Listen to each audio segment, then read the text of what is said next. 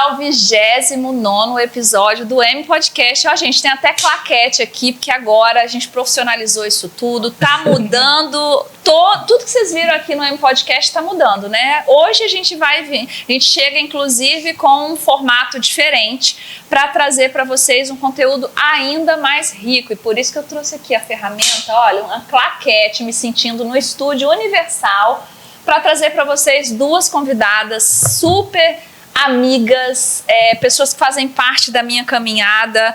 E eu amo dizer que todas as mulheres que eu trago aqui, eu falo isso com muito orgulho, são pessoas que se sentam comigo nas mesas da vida, né? É muito importante a gente estar sempre escolhendo com quem a gente vai se sentar, e eu sou super agraciada com isso. E esse podcast, ele é direcionado para mulheres empresárias que vivem a vida real, não só o empresariado do palco, né? Que ele é importante também para a gente levar a mensagem para outras mulheres, mas que vivem o dia a dia, convivem com as emoções, as dificuldades, os desafios, e o meu objetivo é mostrar que você não está sozinha, nem na dificuldade, nem na facilidade, nem na vitória e nem tampouco nas derrotas. E hoje eu tenho o prazer de apresentar para vocês essas duas amigas. Uma já até esteve aqui comigo contando a história dela, mas hoje ela vem com outro tema, e vocês também vão sentir aí a diferença no podcast, que vai ser mais assim, eu vou trazer cases das minhas mentoradas, travas emocionais, muitas vezes até questões voltadas para a vida social, para a formação dessa pessoa desde a infância, e por que elas ficam paralisadas no negócio delas, o que tem a ver a minha vida, a forma como eu fui criada com os meus negócios, por que eu repito padrões, por que eu não consigo quebrar ciclos, por que eu fico repetindo resultados. A gente vai falar sobre tudo hoje, vai falar muito sobre isso hoje aqui, mas eu não vou me antecipar, tá bom? Quem vai falar sobre isso é elas, eu vou trazer apenas aqui os meus pontos de vista, os meus cases também, e as perguntas que vocês mandaram para mim lá no Instagram, tá bom? Vou deixar elas se apresentarem e daqui a pouquinho a gente já começa com o nosso bate-papo. Antes de qualquer coisa, já me siga lá no Instagram, @KeilaPrates, para você acompanhar todos os conteúdos que eu gero, muito mais voltados para o seu negócio. E aqui no M Podcast é sempre esse banquete com essas mulheres que já viveram muitas das coisas que você está vivendo hoje e acha que está aí sozinha. Tá bom? Então vamos lá? Vou começar aqui pela minha amiga querida, especialista em finanças, emoção e finanças. Gente, vocês precisam ouvir essa mulher falando. Vou deixar ela se apresentar rapidinho, depois a minha outra convidada se apresenta também, a gente vai começar com o nosso tema. Lu, pode falar quem é você e qual é a sua missão com mulheres? Meu nome é Lucilene Lima. Hoje eu sou mentora e terapeuta de finanças sistêmica. Por que sistêmica, Lu? Porque eu quero ir lá na raiz. De onde esse relacionamento com essa mulher surgiu com relação ao dinheiro e por que ela trata o dinheiro assim. Então, eu me especializei nessa área por conta da minha história. Eu vim de uma história de dívidas e cheguei ao franchising através dessa história de dor. Então, eu digo que eu sempre estou curando o meu eu do passado. E é através dessa dor que eu consigo captar aquele recurso maior da mulher que está dentro dela, mas que ela não consegue enxergar, porque na maior parte do tempo ela está olhando para essa ferida. E aí ela não consegue entender que essa ferida guia ela em todas as decisões que ela toma na vida adulta. Uau. E é essa transformação que eu tô aí buscando, é a minha missão maior, né? Uma missão que para mim é divina, e é uma honra poder participar da jornada de cada mulher que chega até mim. Gente, eu tenho isso na minha mesa. Olha isso, gente. Linda. Querida Roberta, se apresenta também, por favor. Keila, que alegria estar aqui. Muito obrigada. Fiquei extremamente honrada pelo convite. Amo o seu trabalho, amo a sua vida. O seu projeto é lindo, é inspirador. E é uma honra realmente poder contribuir. Eu sou Roberta Ziza Simões, eu tenho 46 anos e há 7 anos eu atuo como terapeuta sistêmica familiar. E o meu foco nas famílias realmente são as mulheres, porque eu vejo quanto as mulheres têm um impacto, né, nas histórias geracionais. E eu tenho tido a graça, né, de poder tocar em mulheres nessa história profissional. Eu já tive a oportunidade de contribuir com mais de 1000 mulheres e famílias. Para mim, isso é muito grandioso. E o que eu digo para essas mulheres é que quando elas conquistam para si mesmas, mas também por todas as gerações. Elas conquistam pelas suas ancestrais, elas conquistam por si mesmas e também pelos seus descendentes. Então, a gente está aqui hoje para falar de permissão, de autorização para você sair de um lugar, às vezes conhecido, mas um lugar de dor, e realmente expandir conforme o projeto de Deus para sua vida. Isso aí, que maravilha. Bom, vamos lá. Eu dividi em blocos aqui. Tá bom, gente, olha, hoje vai ser diferente. Eu vou lançar um tema. Algumas mulheres mandaram perguntas e eu dividi aqui essas perguntas por alguns temas, macro temas, e a gente vai discorrendo sobre isso num papo super livre, mas eu quero guiar aqui nesses macro temas que eu analisei. Vamos começar falando sobre travas invisíveis. Vou trazer para vocês uma frase aqui. Você não está travada porque não sabe o que fazer. Está travada porque algo dentro de você não te deixa ir. Quem aí se sente assim? E aí, quero começar com a Roberta lendo essa pergunta aqui que uma colega enviou.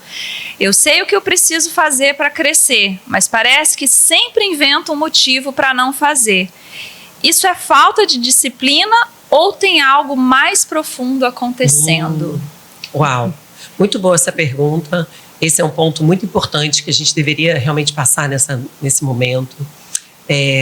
O que está acontecendo aqui é que a gente vê a ponta do iceberg, né? A ponta do iceberg é essa mulher esbarrando toda hora no mesmo limite, na mesma questão, no mesmo teto, né? Mas, normalmente, a gente vai, então, procurar o que está embaixo dessa superfície. E o que pode, emocionalmente, estar bloqueando essa mulher de expandir, de crescer, de se autorizar mais, né? Olha, aqui poderiam ser muitas razões emocionais e sistêmicas. Mas tem uma delas que, normalmente, quando a gente investiga, tem alguma coisa dela ali, que é a culpa. Nossa. Muitas vezes, a culpa emocional é um fator que nos trava de nós realmente alcançarmos mais. Então a gente vai ter que olhar para essa história familiar, perceber padrões, perceber o que as mulheres da minha família conquistaram, até onde elas chegaram. Será que agora, quando eu estou diante ali de uma oportunidade de ir muito mais além, eu estou travada porque eu me sinto sendo desleal? Muitas vezes pode ser isso. Como isso se manifesta, Roberta? Como que essa mulher consegue identificar que essa trava invisível tem a ver com essa... Porque aí tem uma história de lealdade familiar. Minha família não rompeu, eu também não posso romper, porque às vezes eu me sinto traindo eles. Gente, e isso parece meio louco quando a gente tem acesso pela primeira vez, mas quando você vai se aprofundando nesse assunto, vai se fazendo muito mais claro e possível. Porque você olha muitas vezes alguém da sua família não acessando o que você acessa e você sente culpa. E você também, muitas vezes, é excluído desse sistema. Exato. E o que a gente faz? A gente tenta voltar para lá, porque a gente acha que a gente precisa repetir aquela história para a gente pertencer àquela família. Mas eu queria que, de forma prática, assim, você trouxesse alguns exemplos, sobre essas questões emocionais. Daqui a pouco eu passo para a Lu para ela falar sobre as finanças, né? Com esse olhar, assim, o que acontece, assim, quais são as coisas que a mulher sente? É um pensamento intrusivo? É algo mais físico? Como que ela pode identificar que é essa questão da lealdade familiar que está impedindo ela de colocar esses planos em prática? Olha, pode ser de várias maneiras. Pode ser um medo de progredir, então, que aparece pela via da procrastinação. Nossa. Pode ser um medo de avançar que aparece pela via do perfeccionismo. Pode ser um faturamento que eu esbarro toda hora e eu não consigo passar daquele teto de receita pessoal ou até mesmo da empresa. Pode ser, às vezes, uma incoerência entre o que eu sei e o que eu acredito que eu sei. Então, todo mundo me vê grande, todo mundo olha e vê as minhas capacidades, mas eu não consigo me validar disso. Então, eu tô toda hora num ciclo de insegurança, eu não consigo ousar mais. Aqui, nesse caso, eu vou dar um exemplo de uma pessoa que eu acompanho e que mora fora do Brasil. E essa mulher, ela foi para fora do Brasil para poder desenvolver a carreira dela. Então, ela foi com um sonho de chegar lá fora e fazer uma prova para poder atuar na área dela lá fora. E ela já morava lá talvez 2 anos, quando eu a conheci e comecei a contribuir com ela. E ela fez talvez 2 ou 3 provas dessa que ela foi intencionada a fazer, que ela estava pronta e apta a fazer, mas ela não passava. E aí ela começou a entrar num processo de depressão, de tristeza, e começou a reavaliar, porque ela teria que então voltar ao Brasil, já que ela estava lá, tentando a tal prova que inclusive a habilitaria a continuar nesse outro país. Aí com visto profissional, tudo certinho. E ela não estava passando. Então ela me procura e a gente começa a fazer um trabalho emocional. Então aqui, o que a gente percebeu nesse caminho com ela? Que ela, na verdade, estava presa a um lugar que ela ocupava na família aqui no Brasil. Então olha que interessante como é que é o nosso inconsciente. Essa mulher perdeu a mãe com 20 anos. E ela ficou no lugar da mãe. Olha que interessante, gente. Ela ficou ocupando o lugar da mãe. Aquela família não viveu aquele luto propriamente. E essa menina, que era filha, então ocupa o lugar daquela mulher. E aí, de todas as maneiras, tanto a questão funcional da mãe, sendo a pessoa que cuida da casa, que cozinha, que cuida do pai, né, que ali se tornou o marido emocional dela, tanto quanto sendo aquela mãe que cuidou dos irmãos que estavam ali ainda e ficaram também órfãos. Um belo dia, ela resolve então seguir o caminho dela e fazer essa viagem para o exterior para poder prosseguir. E ela travava, e ela travava. Então, quando a gente começou a olhar a posição dela na família, a missão que ela tinha herdado, o quanto ela ainda estava presa naquele lugar que não era dela, mas era da mãe, o quanto aquele luto estava represado naquele sistema, e a gente começou a trabalhar em cima disso, ela simplesmente foi se liberando, saiu daquele lugar que não era dela, ela fez a prova e passou. Nossa. Você entende? Era uma incoerência, porque ela tinha total capacidade técnica, mas ela não estava autorizada emocionalmente a trilhar o caminho dela, a desenvolver os sonhos pessoais dela, porque ela acreditava no inconsciente que ela precisaria estar ocupando o vazio que a mãe deixou. Olha que forte. Então, uma das formas da gente perceber que existe uma trava invisível é a incoerência, né? A incoerência é um fator muito importante. O tanto que eu me preparo, o tanto que eu me sinto preparada e eu não consigo avançar. Isso. E muitas vezes esse não conseguir avançar faz com que eu questione o meu preparo.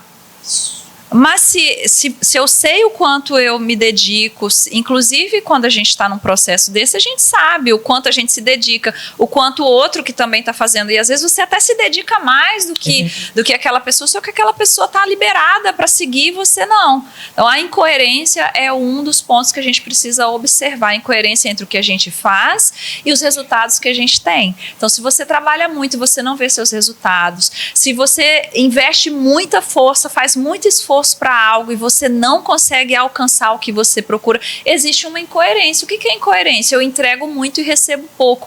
Pode ter um fator emocional que a gente precisa se aprofundar mais. Não é você falando aqui, não é só ouvir o que a Roberta está falando e você sozinho vai conseguir curar isso, mas é um passo para você identificar, porque a consciência é o primeiro passo da cura. Isso. É isso? Exatamente. E assim, falando sobre essas questões de incoerência, agora eu gostaria que a Lu contribuísse com a gente, numa pergunta aqui ainda falando sobre travas invisíveis.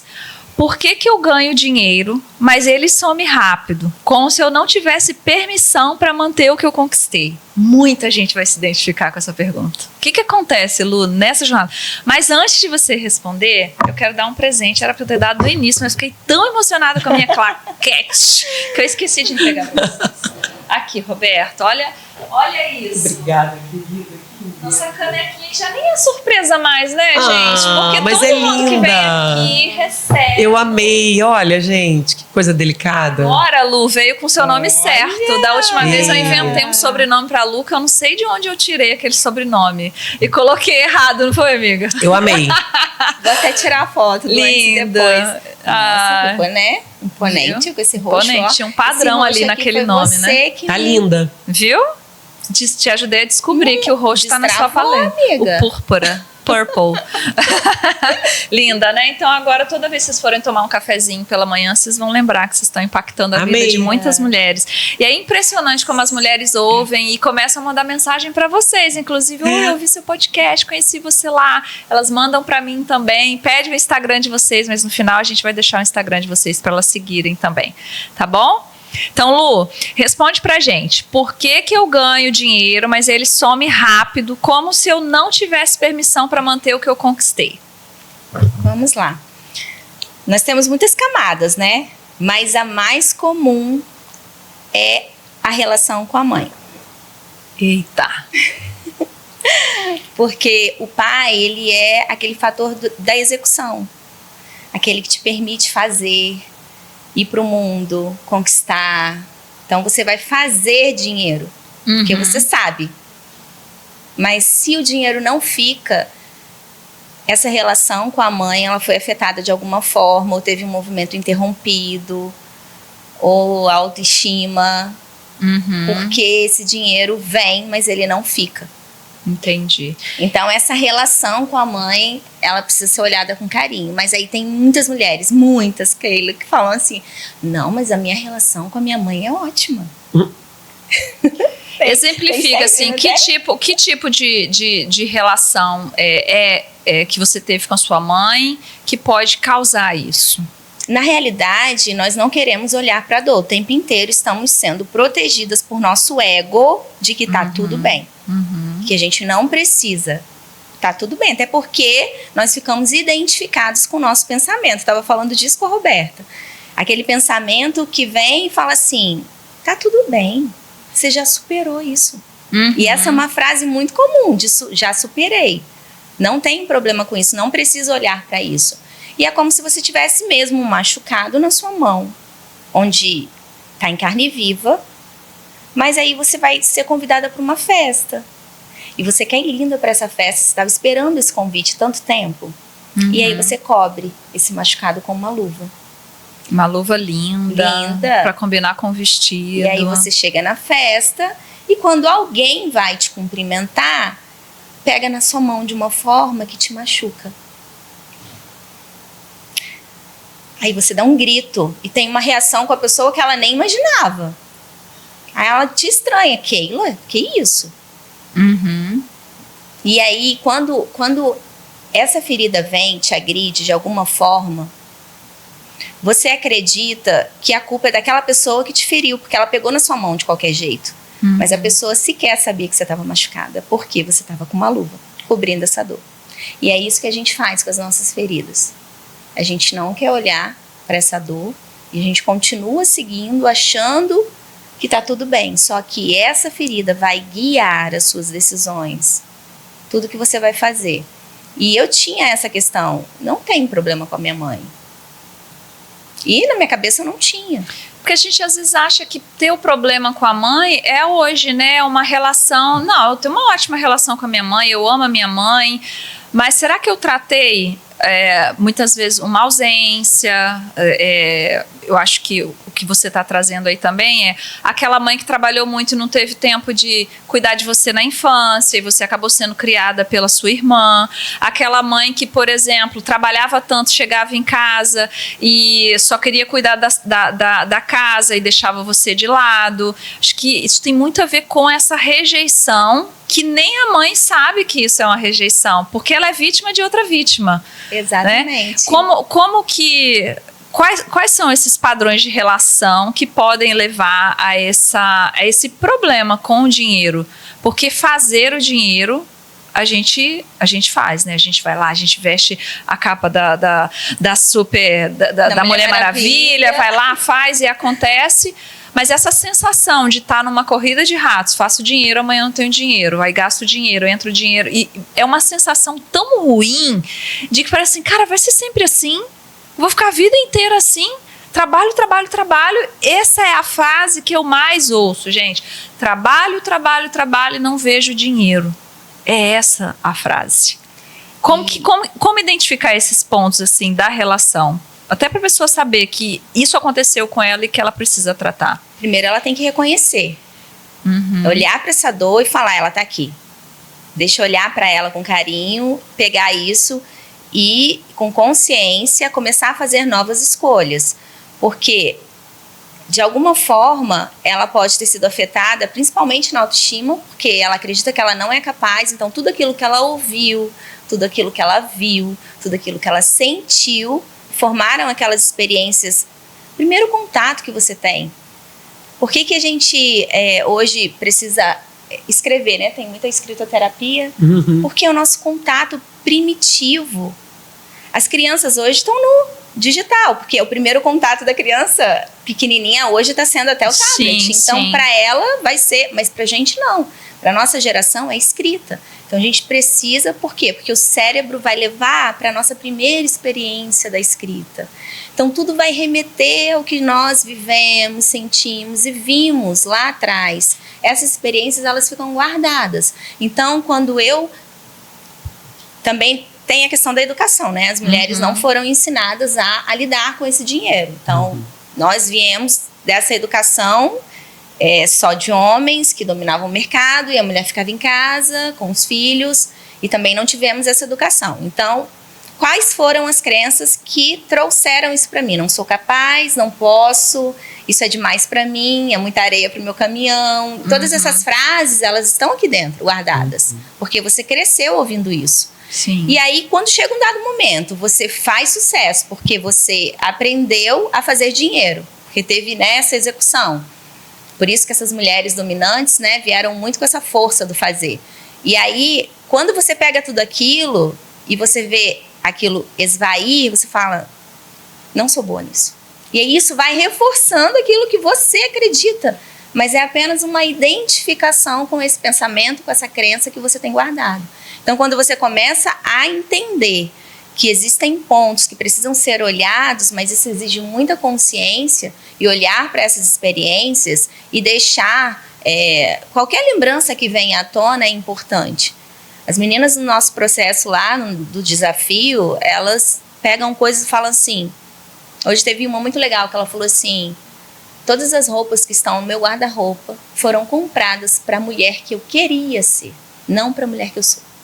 Uau! Forte, né? Então, chegar nessa consciência exige aquele trabalho diário de você voltar. É um caminho de volta, né, amiga? Para a criança interior. Aquele exercício que a Roberta sempre trabalha, de voltar lá atrás. Porque foi aquela criança que foi ferida. É ela que está aqui dentro. Então, olhar para isso com consciência, reconhecer e ressignificar. Não tem outro caminho. Sobre esse caminho de volta, né? A gente vai falando aqui, eu fico me colocando um pouco no lugar das pessoas que ouvem isso e ficam buscando o como fazer, né? A minha cabeça funciona muito assim, eu vou ouvindo e eu quero saber como que eu vou fazer, como que eu vou fazer. O que é esse caminho de volta, Roberta? Eu acompanho muito você e eu vejo você se reconectando com você mesma. E através disso, colhendo os resultados dessa mulher que você vem se transformando. Então, para eu alcançar o que eu quero, eu preciso voltar a ser o que eu era antes? O que é isso? Pegar o caminho de volta.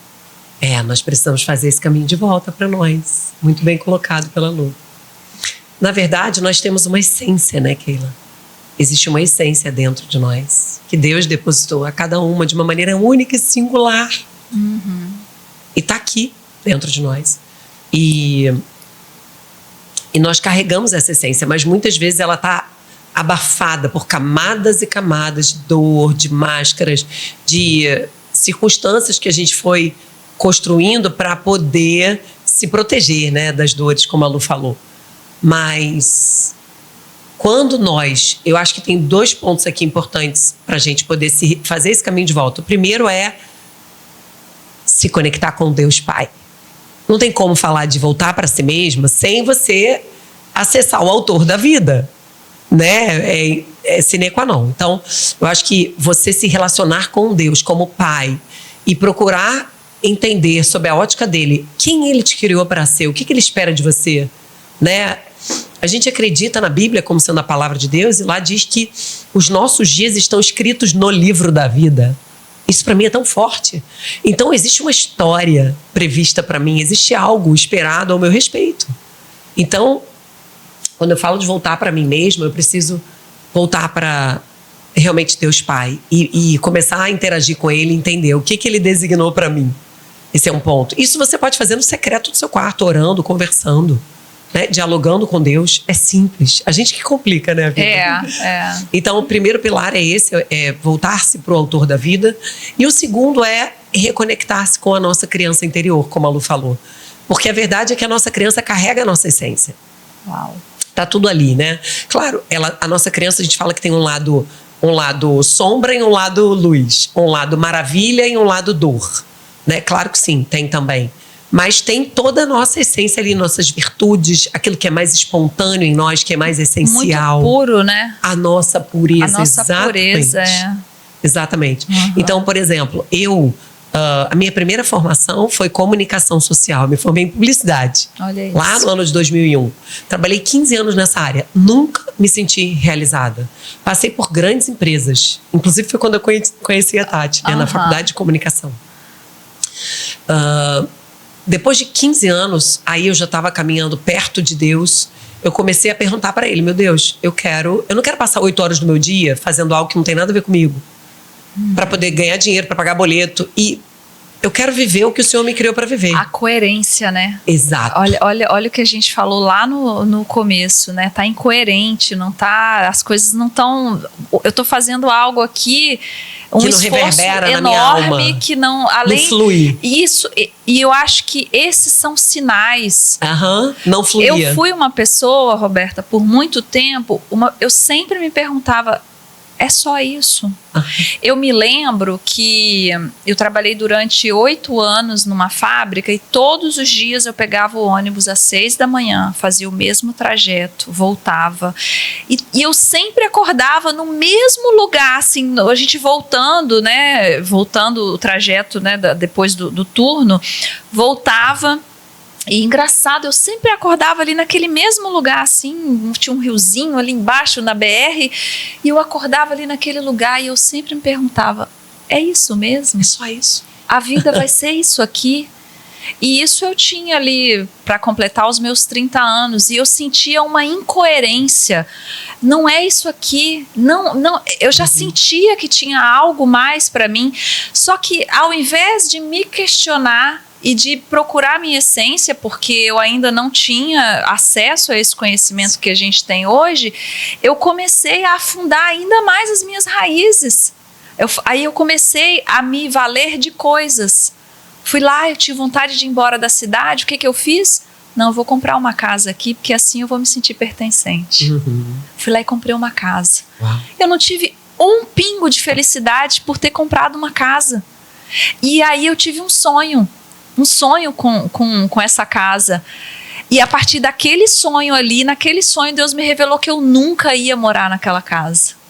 Olha isso. Muito forte. E eu comentei isso com uma amiga minha. Essa amiga que fazia o trajeto comigo todos os dias, e recentemente ela me lembrou sobre isso. Uau. Ela me chamou no Instagram e falou assim: eu nunca esqueço do dia que você me falou que você nunca ia morar na sua casa. Olha que forte. Mas ao invés de me questionar, eu fiquei afundando as minhas raízes, achando que era ali. Por quê? Sair dali, sair do interior, ir para outro lugar, me afastar da minha família, era muito para mim. Mas eu precisei, assim, num ato de coragem, intrepidez. Sim. E até mesmo de insubordinação. Porque sair daquele lugar ali com um filho, porque além de tudo eu tinha, com todo o amor na palavra, um agravante. O meu filho deixava a situação ainda mais grave. Ir embora da cidade com o filho. E eu também não podia abandonar o meu filho, porque o meu filho já tinha sido abandonado pelo pai. E eu falei para mim: eu não vou abandonar o meu filho. E foi a melhor e maior decisão da minha vida. Foi ter saído de lá com o meu filho. E com a certeza de que eu não voltaria para lá mais. Uau. Agora, interessante. Você foi corajosa. Você viu o que ela disse? Ela falou: era muito para mim. E quem disse para você essa frase? O sistema familiar. O sistema. O sistema, inclusive, porque a minha mãe já tinha tentado sair de lá e voltou. E sabe o que a minha mãe fez quando a gente morava em São Paulo? Porque quando eu era pequenininha, minha mãe se mudou para São Paulo. Sabe o que ela fez? Ela comprou uma casa lá. Uau, olha. De São Paulo, ela trabalhava em São Paulo. Ela mandava dinheiro pro meu tio para construir a nossa casa. Inconscientemente, eu repeti a mesma coisa. E eu me lembro, assim, da primeira vez eu ter tido a sensação de respeito da minha mãe pela pessoa, pelo adulto que eu estava me transformando, foi no dia que eu comprei a minha casa. Foi quando você imitou ela. Exatamente. A minha mãe passou a me respeitar mais depois que eu comprei a minha casa. Porque, assim, agora minha filha eu já fazia faculdade de engenharia, já tinha um filho, já sustentava ele, já tinha um bom trabalho, mas a minha família só começou a me ver como adulta no dia que eu comprei uma casa para mim. Mudou, assim, a forma de tratamento, aquele tratamento em casa de adolescente, de brigar, mudou depois que eu comprei a minha casa. Mas eu ainda continuei sentindo um vazio tremendo. Eu cheguei a comprar os móveis da casa. Mas eu não conseguia me mudar para aquela casa. Parece que louco isso, né? Check, né? Aí vai dando check, assim. Mas ao mesmo tempo, a alma dela pedia mais. Muito mais. Muito mais. E é isso que eu estava falando quando eu estava contando essa história, que eu trabalhei 15 anos então no mercado de comunicação, nunca tive a sensação de adequação, realização, felicidade. Sempre soube que não era o meu lugar. E por outro lado eu me culpava, e aí eu pensava, não, de repente eu que não estou vendo algo aqui, sabe aquele conflito, anos e anos, mas aí eu me aproximo de Deus Pai e começo então a pedir para Ele me ajudar a me encontrar então. E aí por alguns anos eu orei por isso. No meu processo terapêutico, quando eu começo então a colocar isso num ambiente certo, seguro, com a pessoa que poderia me ajudar, e também a revisitar a minha criança, o que acontece? Eu me reconecto com essa parte da minha essência. Porque por algum tempo eu me perdi nas vozes do mundo. O mundo fala que você tem que ser uma mulher poderosa, uma mulher corporativa que bota blazer. Eu não sou essa pessoa. Não sou eu. Entende? Aí eu fui me conectando em você, Roberta. Eu fui me conectando, sabe com o quê? Com a minha parte sensível. Eu sempre fui uma filha sensível. Inclusive a minha família me hostilizava por isso, porque é uma família extremamente racional, de servidores públicos, todos orientados para segurança e estabilidade. Então, assim, eu trabalhar como autônoma, atendendo pessoas como terapeuta, isso foi fruto de muito trabalho emocional e de volta para minha essência. Aí eu me reconectei com a criança sensível, empática, que sempre foi aquela amiga boa ouvinte, que sempre guardou bem segredos, que sempre foi uma confidente. Olha quanta coisa minha estava já ali presente na minha infância, indicando. A terapeuta que eu sou hoje já estava dentro de mim. Só que eu não tive um adulto. Aí vem as questões, né? Eu não tive um adulto com disponibilidade emocional para me enxergar, me validar e me ajudar a trilhar esse caminho. Isso também é papel dos pais. Mas os meus pais estavam tão comprometidos com as dores deles, com os estigmas deles, com os padrões deles, e que eles não puderam então me ver. Hoje eu falo isso com muita paz no coração, não tem nenhum nível de acusação aqui, mas é também um nível de consciência. Eu compreendo que eles não tinham capacidade de me dar esse tipo de orientação naquela trilha da adolescência para a vida adulta. Inclusive, aos 17 anos eu perco meu pai, no ano de vestibular. Nossa. Então foi uma fase extremamente dramática para minha família. Todo mundo ficou muito perdido. E eu fui para a comunicação porque eu sempre fui uma boa ouvinte. Sempre gostei de falar. Então a mãe de uma amiga minha falou, da Joajus, você conhece ela? Sim, sim. A mãe dela falou para mim, Beta, faz comunicação. Eu tinha perdido meu pai há um mês. Eu fiz. Então, olha só como foi uma decisão super desengajada de mim mesma. Foi uma coisa que eu fui assim meio que com o vento. Mas Deus é generoso. E quando a gente se propõe a fazer esse caminho de volta também, parece que as coisas vão contribuindo para isso. Então, a conexão com Deus Pai e o meu processo terapêutico, muito bem acompanhada, me ajudaram a encontrar essa terapeuta que já habitava em mim. E hoje, eu me sinto extremamente realizada. Essa sensação eu me sinto vivendo o meu propósito diariamente. Eu não vou para o trabalho, eu tenho uma missão e eu cumpro ela da hora que eu acordo até a hora que eu vou dormir. Porque eu tenho um senso de família tão grande, já constituído desde a minha infância, Eu sempre fui estranha na minha família, porque eu sempre quis viver uma família que não estava ali. Eu não via ela ali. Então eu ia para casa das minhas amigas e dormia lá, e sentava na mesa lá, e desfrutava da família que eu queria viver em outros lares. Então família sempre foi um valor profundo para mim. Isso estava onde? Na minha criança. Olha quanta coisa. E hoje eu trabalho por famílias. Olha isso. Então eu acordo e cuido da minha família. Aí daqui a pouco eu abro o meu computador e eu estou cuidando de outras mulheres e famílias. E aí eu fecho meu computador e eu volto para minha família. Aí à noite eu vou para a igreja porque eu sirvo como diaconisa na minha igreja local e eu estou cuidando de famílias. Então não tem mais, eu vou trabalhar. Não tem mais aquela bad do domingo. Sabe a bad do domingo? Pelo contrário, né? Nossa, domingo pra mim era depressão total. Profunda. E não é nem a ansiedade do domingo acabar para fugir do que você vive na família, porque tem gente que é isso, prefiro estar no trabalho do que na família. Porque eu não sei também lidar, não é né, a ansiedade do medo do que o trabalho vai te trazer no outro dia. Hoje eu soltei um post exatamente sobre isso.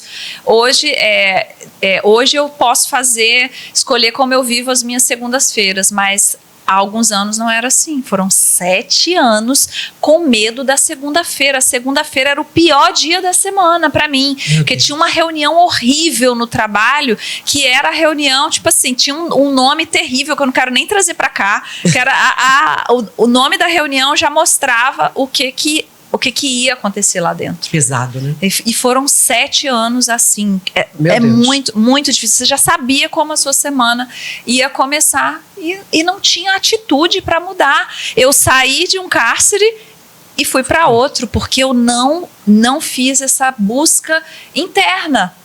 E aí, Lu, assim, eu quero que você contribua sobre essa repetição de padrões, porque muitas vezes eu me enxergava nesse ciclo de ansiedade, não é isso. Aí eu fui para outro lugar, saí do lugar que eu estava e fui para outro. Eu comecei a repetir o mesmo padrão, porque eu só mudei de ambiente.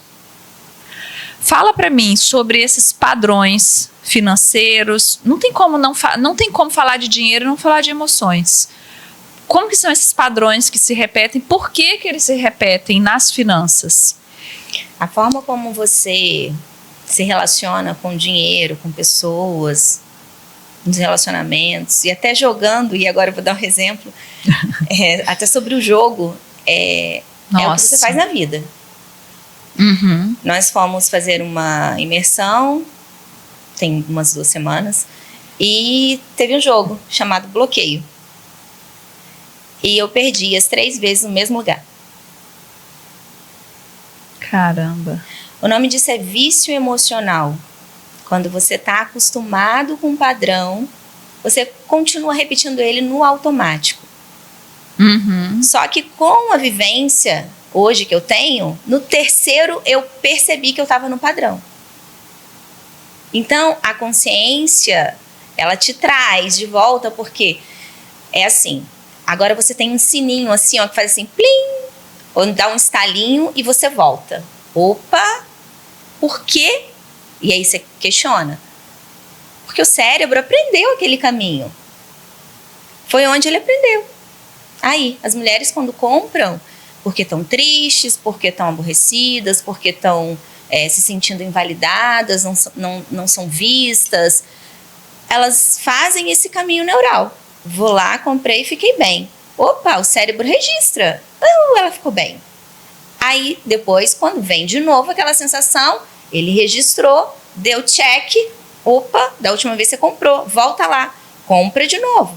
E ela vai reforçando esse comportamento, se tornando um vício emocional.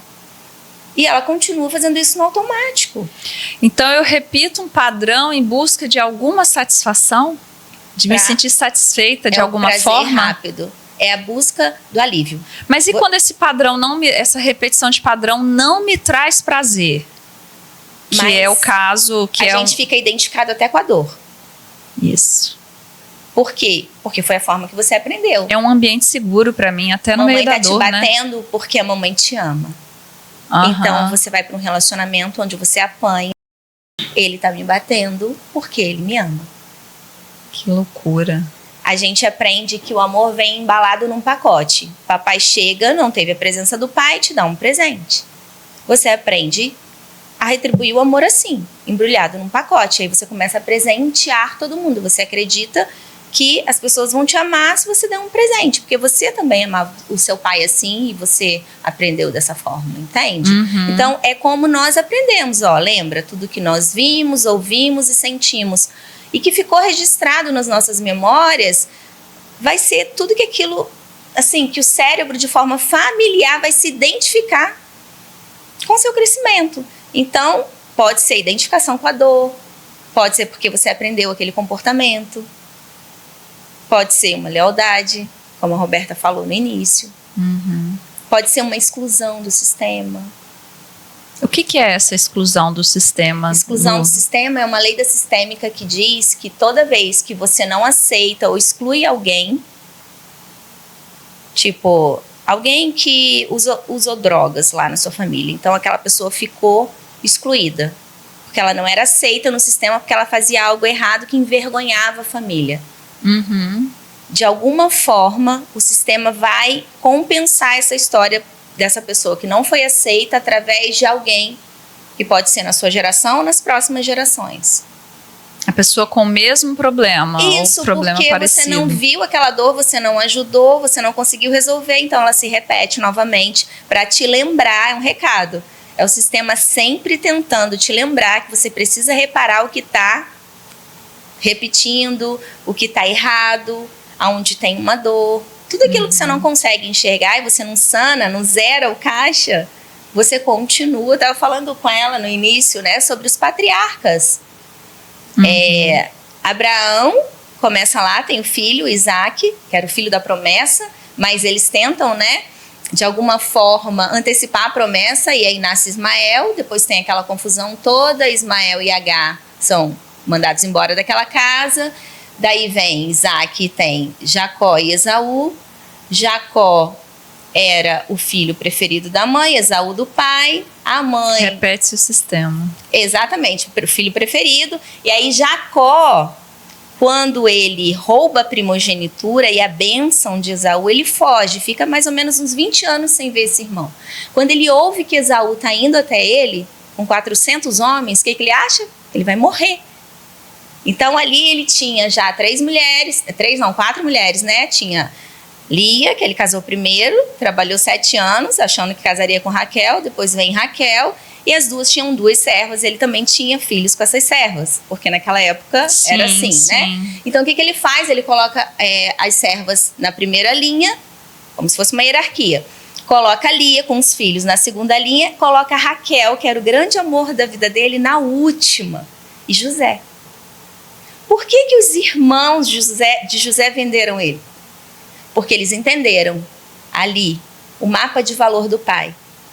Meu pai ama José, mas que ama nós. Esse lugar de pertencimento, de validação, foi ali a venda do futuro de José. Só que naquele evento, Jacó, ele reverencia o irmão 7 vezes, como se fosse um pedido de perdão. Então Esaú abraça ele e eles choram juntos. E ali, José, pequenininho, vê o perdão, que faz ele depois perdoar os irmãos que venderam ele. Uau! E José que rompe o ciclo do favoritismo. Que poderoso Deus isso, deu né? essa oportunidade para que ele pudesse sanar aquele ciclo de repetições, de favoritismo, de desejo de vingança, de disputa, de rivalidade que tinha naquela família. Mas olha quantas gerações para poder sanar. Então, José carregou muita dor, porque ele também carregava uma responsabilidade maior. Então, muitas vezes nós estamos ali no sistema, carregando a dor maior, de ser a esquisita, de ser aquela que é demais para mim, mas é sobre a sua vida que carrega essa dor e essa responsabilidade que também vem a generosidade e a oportunidade de você sanar aquele ciclo de repetições que causam a dor nesse sistema, nessa família. Que coisa linda, Lu. Belíssima reflexão, lindo demais. E eu me lembrei, sabe o quê? Que José chorou. Você lembra? Quando os irmãos se apresentam e ele percebe que são eles, ele vai para um quarto e a Bíblia diz que ele chora de gritar.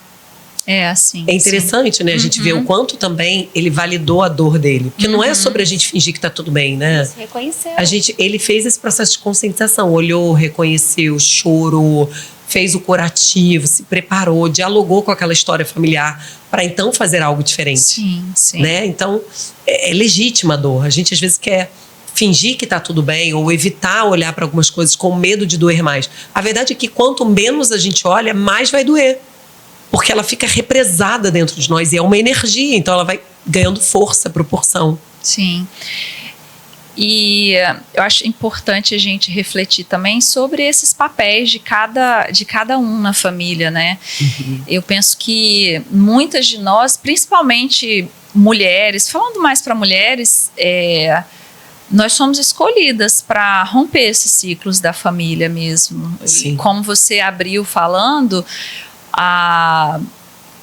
nós somos as primeiras a quebrar esses ciclos e abrir caminho para as novas gerações.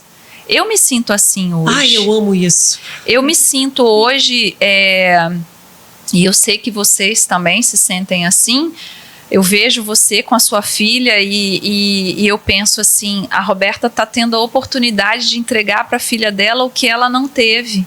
Quando você se nega a viver a sua essência, você está, antes de qualquer coisa, negando as suas próximas gerações a viver o que Deus entregou para você liberar na vida delas. Então, quando eu quero, por exemplo, a minha mãe me criou assim, então eu vou criar o meu filho também porque é assim que é certo. Eu estou negando para o meu filho a liberdade de viver algo que só eu poderia entregar para ele. E depois é muito mais difícil para ele se libertar.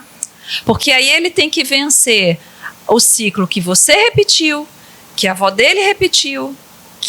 E aí, olhando para trás, é tudo muito igual. Vai ficando mais pesado, claro. Eu às vezes olho para algumas pessoas, né, assim, da família, e eu vejo claramente muitas pessoas repetindo lá o que o meu avô passou: separação, ficando sozinho no final da vida, não tendo ninguém para cuidar no momento da doença, não tendo ali até o preparo financeiro para enfrentar uma velhice com mais dignidade. E essa é uma coisa que eu me preocupo muito, porque eu decidi não viver isso. Eu quero ter uma velhice saudável, eu quero ter uma velhice feliz. E infelizmente eu vejo muito isso, não só na minha família, mas eu vejo pessoas idosas tristes. Sim. Correndo maratona, né? Porque eu quero correr uma maratona na minha velhice, e isso é super possível. Então, assim, eu acho que nós somos escolhidas para quebrar esses ciclos. E voltando aqui para o nosso tema central, falando para empresárias, vou trazer um outro caso aqui para vocês. Todas as mulheres da minha família se sacrificaram muito. Logo, eu também acho que preciso me sacrificar. Ganhar dinheiro é muito difícil. Nossa, isso é muito real. E voltando aqui no que eu estava falando, se a minha mãe falou a vida inteira para mim que dinheiro não dava em árvore, que dinheiro você não acha em qualquer lugar, tá pensando que eu sou banco? E essas frases que são, e esses padrões, dizendo claramente, esses padrões, eles vêm muito em formato de frases, não é isso? Qual o poder dessa pergunta aqui, dessa frase? A pessoa escreveu assim lá, né? Todas as mulheres da minha família se sacrificaram muito. Logo, eu também acho que para ganhar dinheiro eu preciso me sacrificar demais. Então o trabalho fica cansativo, fica pesado. Precisa, Lu, tem que repetir esse padrão do sacrifício para viver. De onde vem esse padrão? Merecimento. Se eu não mereço, eu preciso fazer muito. E aí, quando eu pego, eu ainda não mereço. Porque eu me sinto culpada, porque é algo bom, então eu olho, mas aquela pessoa não tem. E aí eu me comparo com... Eu pego, assim, um nível de comparação, tipo assim, com aquele que está passando fome. Eu não vou me comparar com alguém que está melhor. Eu vou falar das tartarugas, eu vou falar dos pets abandonados, eu vou falar da criança que está passando fome na África, porque a gente também ouviu muito isso. A criança está passando fome e você não está comendo a comida. É isso. Então, essa questão do sacrifício é que é uma máscara, Keila, a máscara do masoquista. Preciso sofrer para ter. Essa ferida é a ferida da humilhação. E o padrão de trabalho também da nossa família foi muito diferente, né? E é a ferida de humilhação que a gente fala. Quando a gente estuda as feridas emocionais, é quem foi humilhado, quem foi exposto, quem foi ridicularizado. Ele acredita que ele não merece, ele veste uma máscara chamada máscara do masoquista, que se anula. E aí ele vai fazer tudo para os outros e vai se auto-abandonar. Vai se auto-sabotar. E vai procrastinar. Porque ele acredita que ele não é merecedor. E se ele for merecedor, tem que ser com muito sacrifício. Mas se ainda tá assim fluindo, ele arranja um jeito. Coisa errada. Não, e ele arranja um jeito de jogar um azeite, um sal ali pro negócio não andar. Não ir pra frente. Exatamente. Não é à toa que surgem os problemas na hora que está tudo bem, daqui a pouco vem algo e isso não é à toa. Então. Não. É a máscara que ele vai vestir para poder se proteger. E às vezes uma decisão simples que ele tomou lá atrás, como por exemplo, entrar numa sociedade que não era uma sociedade que ele conscientemente sabia que não ia dar certo, que não era boa, ele já sabia daquilo, mas às vezes até para já preparando a própria queda dele lá na frente, dela lá na frente. Ou vender para alguém para não saber dizer não. Acho que esse papel da boazinha, né, Roberta, ajuda muito a gente a cair nesse lugar do sacrifício. Porque você vai se conectar exatamente com a pessoa que vai te fazer reviver a dor, até que você olhe essa dor, tenha consciência disso. Olha uma questão que aconteceu essa semana. Uma das meninas que são, né, lá do grupo de alunas, ela falou assim, por que eu me conecto com alguém que vai me trair? Para eu reviver a minha dor.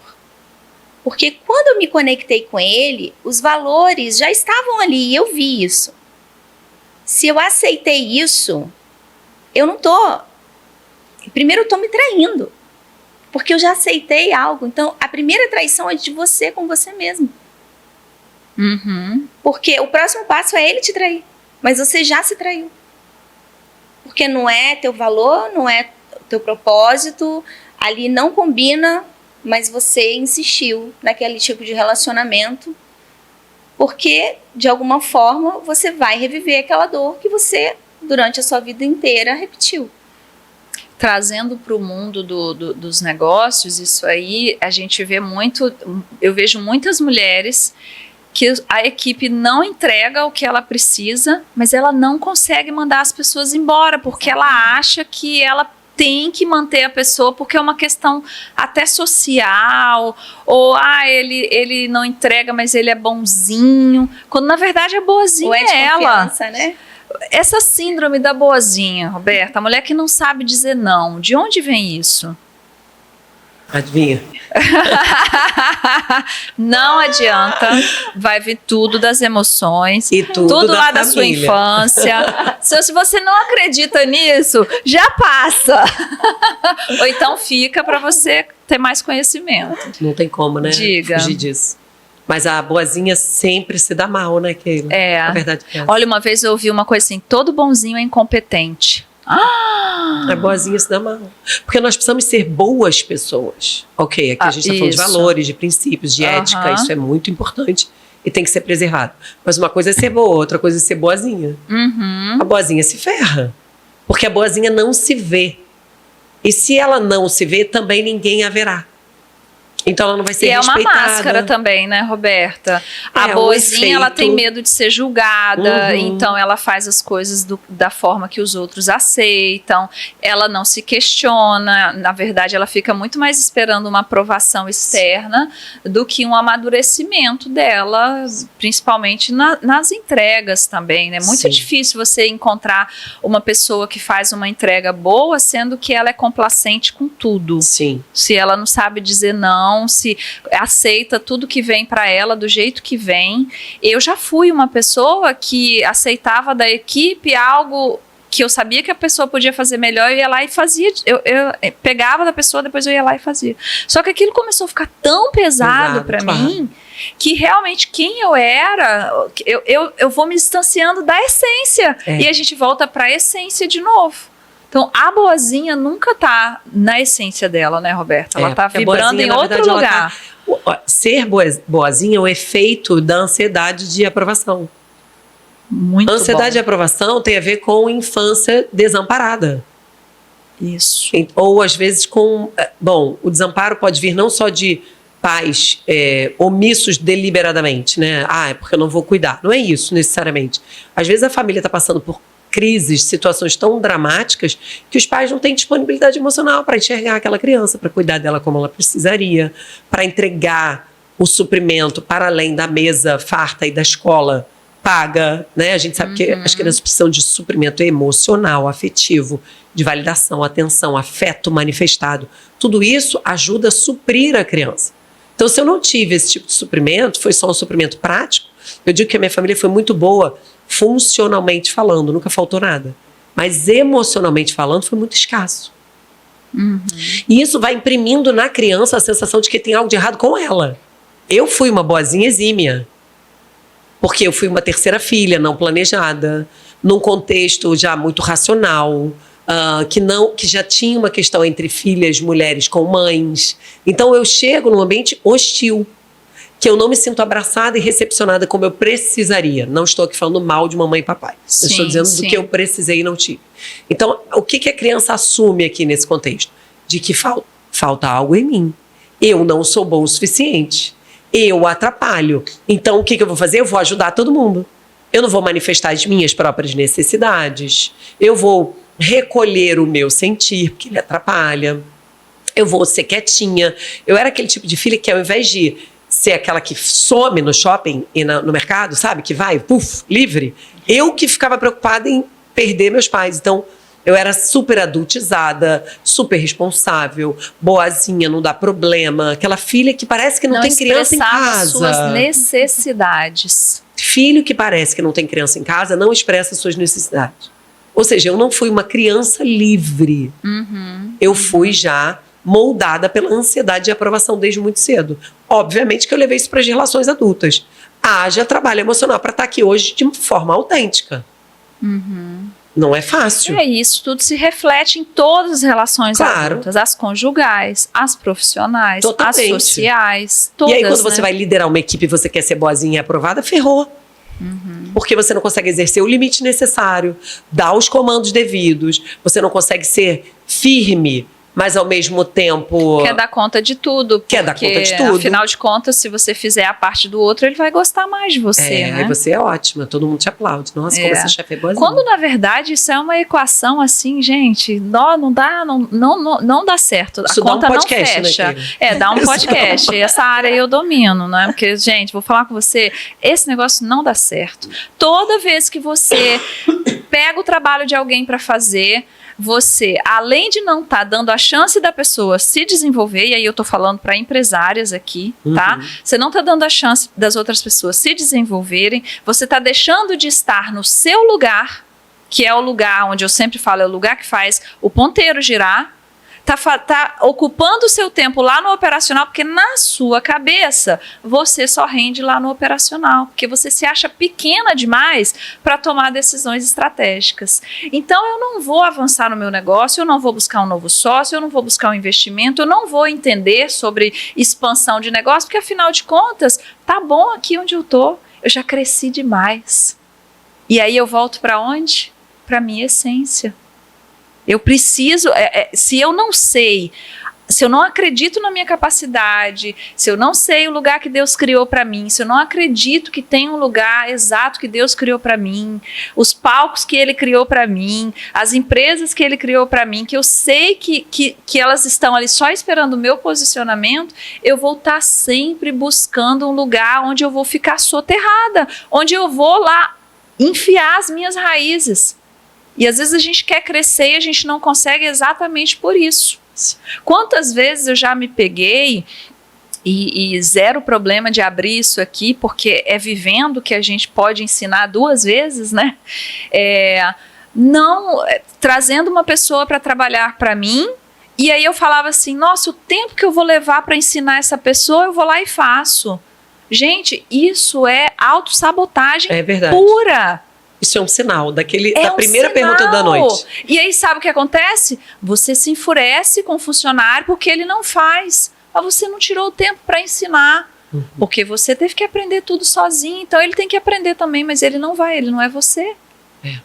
É muito profundo, E se né? fosse você, ele não estava trabalhando para você. Ele tava com o negócio dele, né? Ele abriria o negócio dele, gente. É muito complexo. Mas as boazinhas dão conta, Keila. Eu dou As conta. boazinhas O lema dão delas é eu dou conta. conta. Eu dou conta. Manda pra mim. Não, eu vou ficar até mais tarde, não tem problema. Não. Ao custo de mim mesma, mas eu me viro. Exatamente. Emocional. Não faz sentido. Exausta, chega em casa. E a boazinha é sempre vítima também, né? A boazinha é sempre No final vítima. Eu quero mudar um pouquinho de assunto aqui com vocês, falar sobre perfeccionismo. Não é mudar muito não, porque tudo cai no mesmo lugar, né? Recentemente eu ouvi um podcast e o cara falava exatamente isso, assim, perfeccionismo é uma armadilha do inimigo. O perfeccionismo é o demônio e a perfeição é Cristo. Então eles são opostos. O inimigo quer que você busque quer que você seja perfeito, mas Jesus não te chamou para ser perfeito, ele te chamou para ser semelhante. Então por isso que é uma armadilha. Toda vez que você fica esperando as coisas, o mundo se alinhar. Eu falo assim, você espera o Sol se alinhar com Júpiter, né? Porque tem a galera que só vai... Não, a lua não tá boa pro negócio, né? Ah, não, eu tenho que esperar o tempo certo, não tá na hora ainda. E aí, anos e anos e anos. Hoje eu perguntei para uma pessoa bem assim, o que mudou na sua vida desde a nossa última conversa? Porque ela estava esperando as coisas melhorarem para ela começar. E ela falou assim, nada, Keila. E aí ela falou assim, eu tenho visto as pessoas que começaram com você tendo resultado, e eu sei que se eu tivesse começado lá atrás, eu não estaria mais aqui onde eu tô. Só que eu falei, você não tá onde você estava aquela vez. Se você não cresceu, você regrediu. Porque não existe estabilidade. Duras verdades. Duras verdades. Ou você cresce, ou você é engolida. Porque ficar no mesmo lugar ninguém fica. As leis naturais da Terra estão aí para engolir a gente, inclusive, né? Se a gente ficar parada, tudo cai, né? Te empurra. É a lei do caos, sim, a entropia. Exatamente. Então, quero falar sobre perfeccionismo. O que o perfeccionismo impacta, Lu, até na questão da geração, da criação de riqueza, né? Por que a gente fica tanto usando essa desculpa de esperar o momento certo para começar a criar a nossa própria riqueza? Falou com a perfeccionista em desconstrução. Graças a Deus. Tá vendo? Olha isso. Eu demorei até para processar aqui. Perfeccionista em desconstrução. Entendi. Eu era essa pessoa, porque nunca estava bom. Quando a gente tem... A minha primeira ferida é a ferida de rejeição. E quando a gente nasce com essa ferida, existe uma escada que não tem fim. Ela é infinita. Você sobe, nunca tá bom. Uhum. Então, nunca estava bom. E por não estar bom, eu nunca começava. Começava e não terminava, abandonava o projeto na metade. Porque nunca estava bom. Eu nunca estava pronta. Isso é muito do perfeccionista, né? Muito! Não, só vou fazer mais um curso. E aí, eu aprendi uma frase que é muito interessante. Duas, na verdade, assim, que regem para mim. Uma é que o perfeccionismo já cristalizou. Se você cristalizou, você não tem mais espaço para crescer.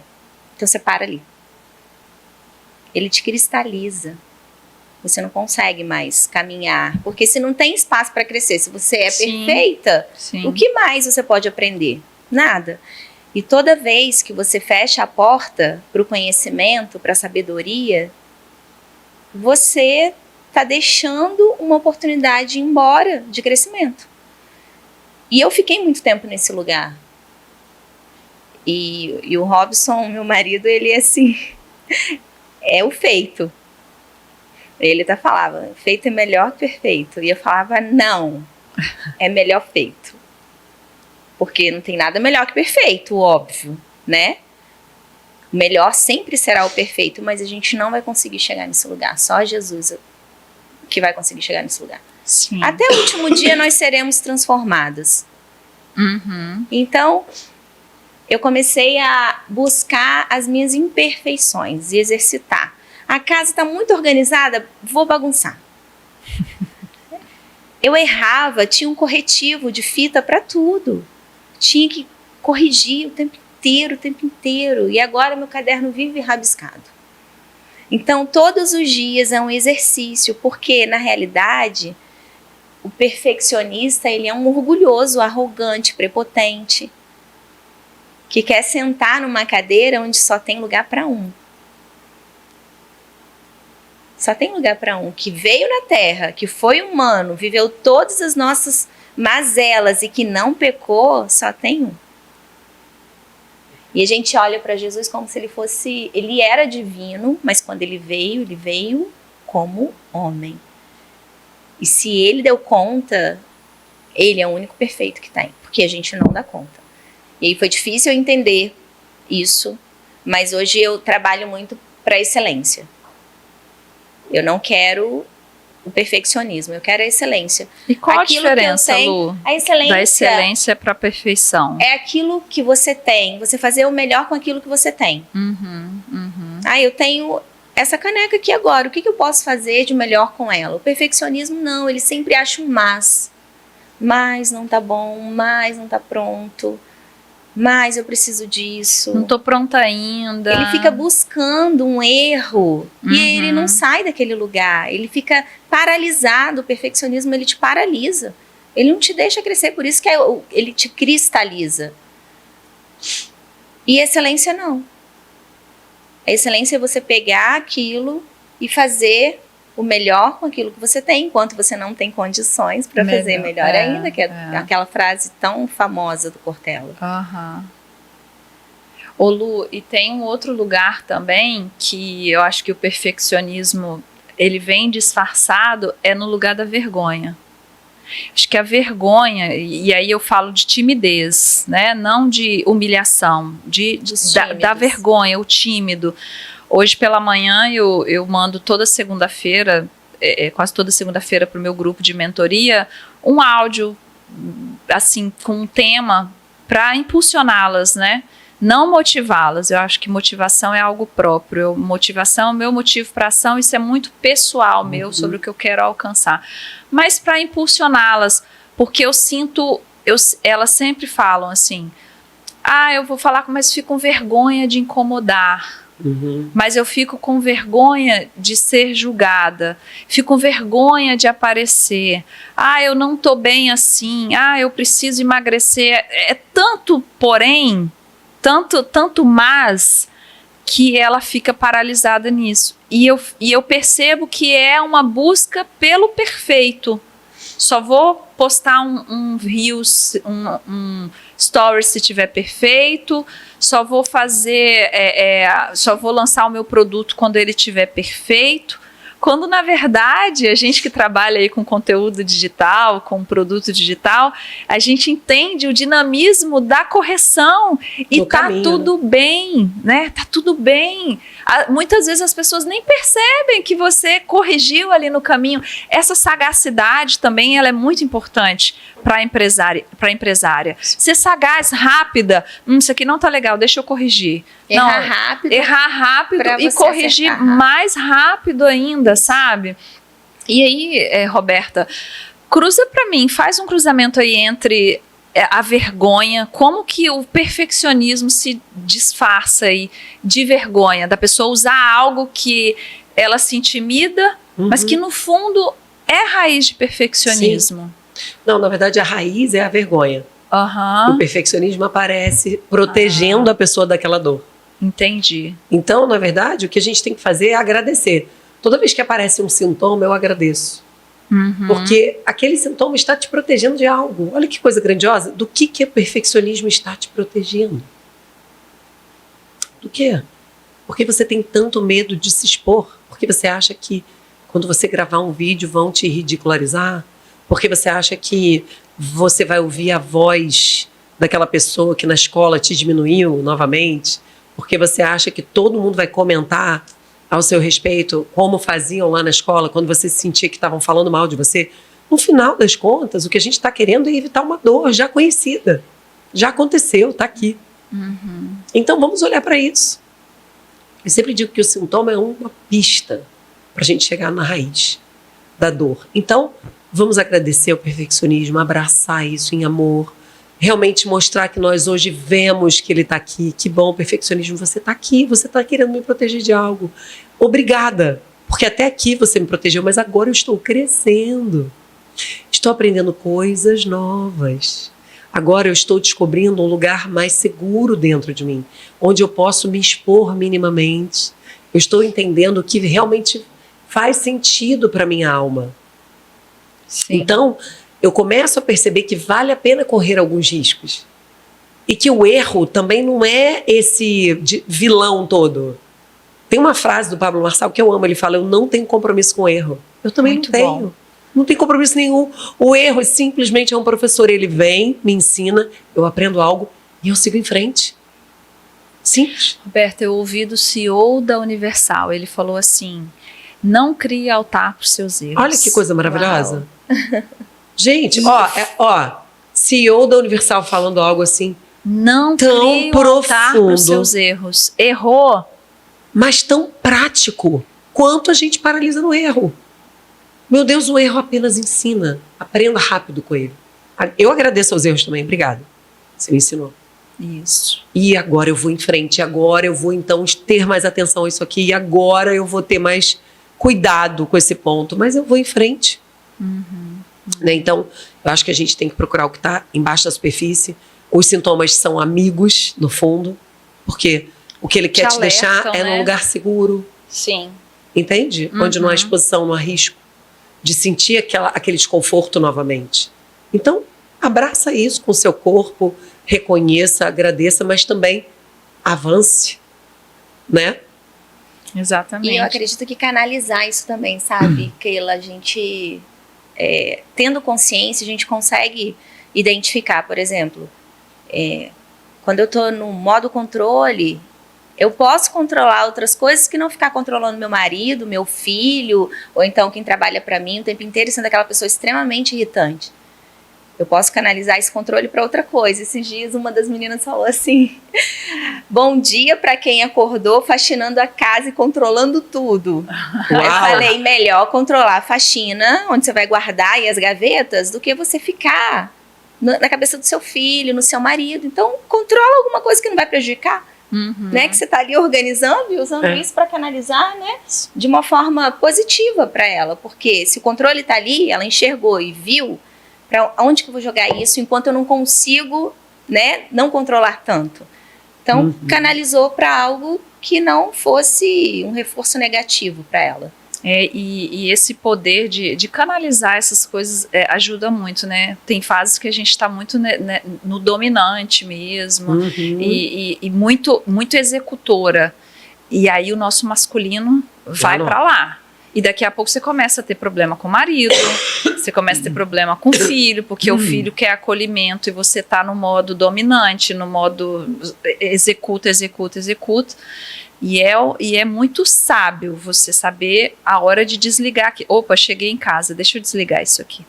Muito importante. Né? Às vezes até uma conversa com o marido sobre isso. As mulheres que tem, né? Tem muita mulher que não consegue sair desse papel porque ela também não tem com quem dividir o peso. Não é simples assim para todos, mas se você tem com quem dividir o peso e você tem uma conversa, consegue ter uma conversa assim madura, né? Eu preciso dar uma desligada do meu modo dominante, do meu modo executora. Preciso de você mais ativo nisso aqui, até para a pessoa te alertar ou até ser um pouco mais quando eu tô dentro, né? Tô dentro de um mega projeto agora, que é o MMD, que vai ser o maior de todos os tempos até esse ano, né? Então, eu fico no modo, assim, extremamente preocupada, extremamente ligada em tudo. Eu tô o tempo inteiro tendo ideias e aí tô no telefone e aí o meu comportamento muda com o meu marido. Ele Você muda. quer ser CEO dele? Eu quero ser CEO dele. Então, assim, quando eu vejo ele perdendo tempo, às vezes, né? Domingo, no celular lá muito tempo. Gente, é a vida dele, mas eu assim, não. Deixa eu no celular, não. Se eu tiver no celular, ou é trabalhando, entende? Então a gente fica nesse lugar querendo dominar tudo, querendo verdade. mandar em tudo. É importante desligar essa chavinha. Concentra, foca lá na sua entrega, lança tudo sobre o seu negócio, mas quando você estiver num lugar onde você não tem que ter essa dominância, é ter consciência, né, Lu? Clareza. Consciência, e assim, assim, opa, deixa eu dar uma desligada aqui disso. E entender que isso veio de algum lugar. Quem tirou teu controle essa semana, ou disse um não pra você, ou te tirou do controle da situação que agora você tá querendo controlar aquilo que você pode controlar. Porque de alguma forma alguém gatilhou isso. Então, alguém me disse um não, eu não pude controlar essa situação, então agora eu vou controlar aquilo que eu posso. Aí eu vou controlar o marido, vou controlar o filho, vou controlar a casa. Por isso que é importante a gente olhar. Sair do automático, né? Roberta, aí a gente volta para a essência de novo, né? A reatividade. Sair do automático. Eu acho que as mulheres estão vivendo muito nesse automático, assim, de a gente não consegue se desligar e a gente está só reagindo, a estímulos. O que a gente pode fazer, assim, para... E é importante olhar, além do que aconteceu na semana, obviamente, né, que a gente vai reagindo ali a gatilhos do dia a dia, mas a gente também tem que ver essa história familiar, porque muitas vezes eu fui uma filha que não fiquei respeitada no meu lugar de filha. O que eu mais vejo é isso. Então, foram mulheres que já ocuparam posições na família que não eram suas, né, ficaram ali preenchendo vazios, às vezes do casamento dos pais, ou às vezes da morte da vovó, aí se torna mãe da mamãe, aí às vezes é mãe dos irmãos, e sair da nossa posição, na nossa história original, e não ser filha, vai então imprimir em nós esse drive de salvação. A gente vai querer controlar tudo em todos os lugares. Então, isso tem um lado bom, obviamente, né? Como tudo na vida. Então, você se torna uma pessoa, como a gente vê aí, as mulheres competentes, resolutivas, que dão conta, mulheres que matam no peito.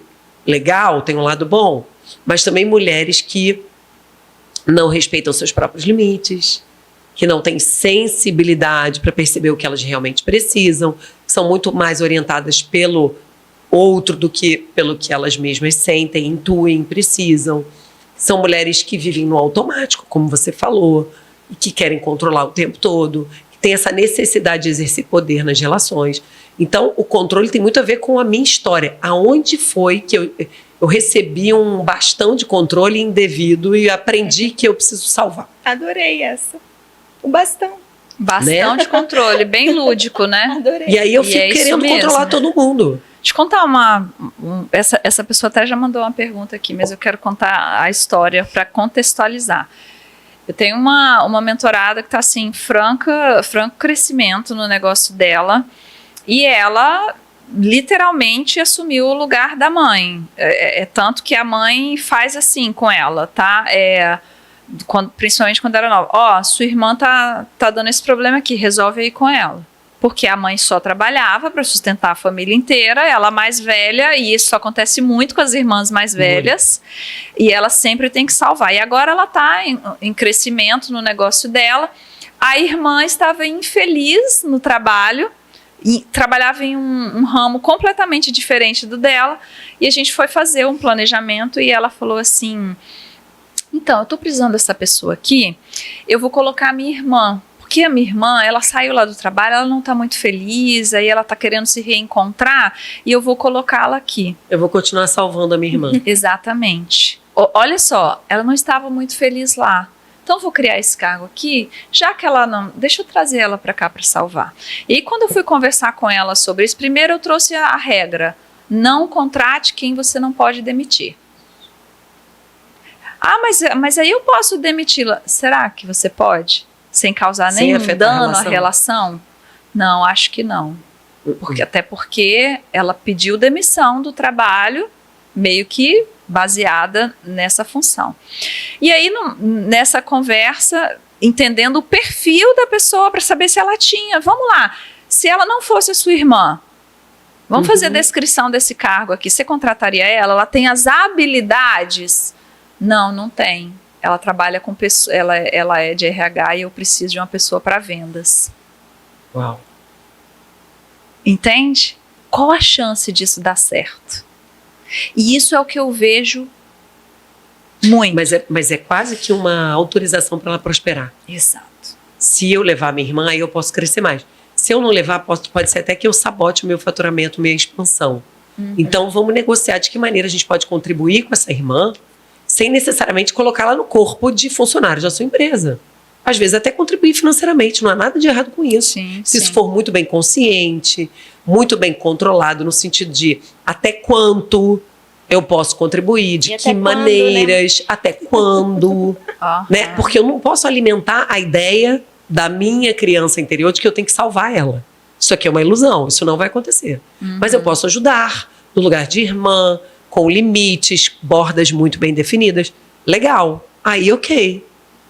Aí eu acho até que é bom, porque subsidia o crescimento dela. Porque se a irmã cair, ela também não vai voar mais alto. Sim, sim. Por esse peso, né, que foi colocado nas costas dela. Então, a mulher, que ela assumiu, porque provavelmente era como ela era vista na família. Cuida da sua irmã. Ah, que bom, ó, obrigada. Hoje você foi muito importante pra mim, olha só. Eu não sei o que seria de mim sem você. Mamãe tem que trabalhar, o papai foi embora. Quem seria? Olha só, os enredos que vão se construindo. E ela acredita que realmente é o papel dela. Exatamente. Agora, tirar isso dela deliberadamente e definitivamente, sem ela estar muito bem preparada emocionalmente, pode ser um caos, né? Também. Sim. Então, a gente vai modulando isso. Encontrando uma forma, porque essa cura também, ela precisa vir de formas homeopáticas, senão a gente fica... A gente paralisa ali, porque a família, nesse caso, é o alicerce da pessoa. E aí, de repente, você tira tudo. Porque o que acontece quando você se posiciona também muito radicalmente assim? Perigoso. A família te exclui do sistema. Muito perigoso. A família te exclui e ela começa a usar isso, né? Eu tenho medo de crescimentos repentinos, muito... Eu sempre... Eu gosto de caminhar, pessoalmente falando, eu dou passos bem graduais. Eu vou realmente sentindo os meus pés, buscando a segurança em cada ponto, cada degrau, para então ir para o outro. Porque eu sinto, pessoalmente, que coisas muito rápidas podem me desestruturar. Então, eu vou combinando muito bem o meu pertencimento à minha individuação. Então, eu vou combinando a minha conexão com o meu sistema familiar, e também validando o meu eu a cada degrau. Eu acho que isso é bem importante. E eu costumo orientar pessoas também nesse sentido gradual. Eu não gosto de prometer nada de resultado rápido. Vamos sentir a abertura da sua alma para determinados passos, ações. Porque às vezes você dá um sprint e chega ali e quebra. O que adianta? Eu prefiro um crescimento sustentável, consciente, negociado com a família, muito... de uma forma muito clara, e aí a gente vai mais longe. Quando você fala negociado com a família, como que é essa negociação? A negociação é a parte que eu amo com a família. É a sua família nuclear ou é a sua família de origem? Normalmente, negociar a gente precisa em todas as relações, né? A gente vai precisar negociar com o marido também sobre a dinâmica do relacionamento conjugal, sobre o tratamento com os filhos. A negociação, ela faz parte de boas relações, né? Onde ambos são contemplados. Então, eu posso falar de mim, você fala de você, e a gente juntos chega num ponto comum que seja agradável e conivente para os dois. Ok. Então, isso aqui contempla a família nuclear, sim. Mas agora eu estou falando da família de origem, essa que a gente veio, da história. Sim. É muito importante a gente negociar com essa família, no sentido dos padrões, das crenças, dos modelos, daquilo que eles escolheram viver, de onde eles alcançaram.